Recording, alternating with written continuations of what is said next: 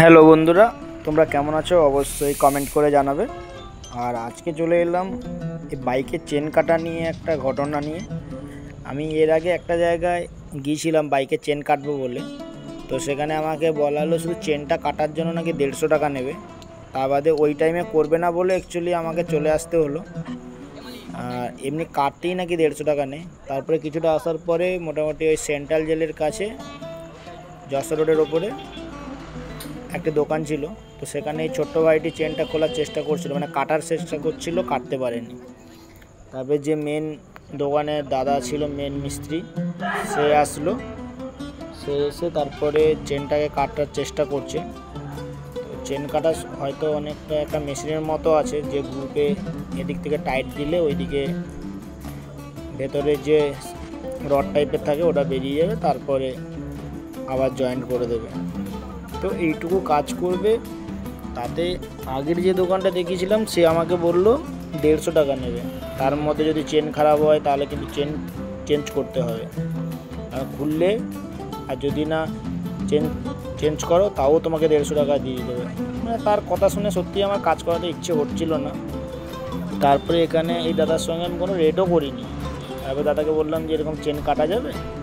দাদা আমাকে শুধু একটা কথা জিজ্ঞেস করলো, আগে কখনো কেটেছেন নাকি? আমি বলেছিলাম হ্যাঁ কেটেছি। তখন বললো হ্যাঁ হয়ে যাবে। তো যাই হোক, তারপরে দাদা ওটা চেনটা কাটার চেষ্টা করেছিল এই যে যশোর রোডের ওপরে পুরো।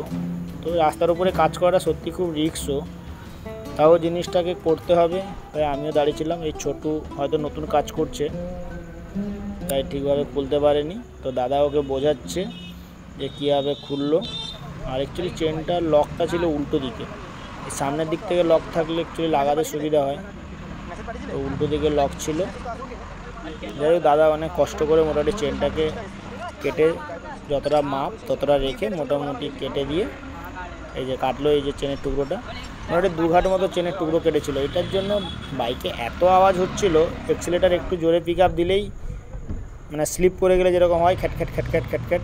এই যে দাদা এভাবে লকটা লাগাচ্ছে, মোটামুটি মাপ দেখে নিচ্ছে, তারপরে যেটুকু কেটে বাদ দিয়েছে সেটাও মোটামুটি 2 দাগ কাটাতে মোটামুটি যতটা দরকার ততটা মোটামুটি হয়ে গেছে। এই সামান্য এই দুটো ঘাট কাটার জন্য কতটাই না পরিশ্রম করতে হচ্ছে। আর আগের দোকানটা তো আমাকে 150 টাকাই বললো, 150 টাকাই লাগবে। যদি না চেন ভালো থাকে তাহলে চেন চেঞ্জ করতে হবে, আমাকে নতুনটাই লাগাতে হবে। এই যে লকের এই পিনটা লাগিয়ে দিলে মোটামুটি কমপ্লিট।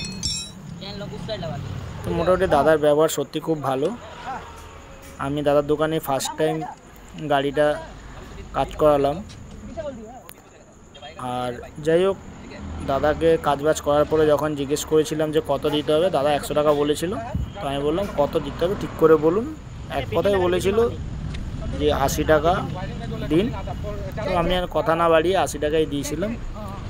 আর ভাবুন, এই চেন কাটতে আমি হয়তো আজ থেকে 2 বছর আগে চেনটা একবার কেটেছিলাম, তখন হয়তো নিয়েছিল 50 টাকা।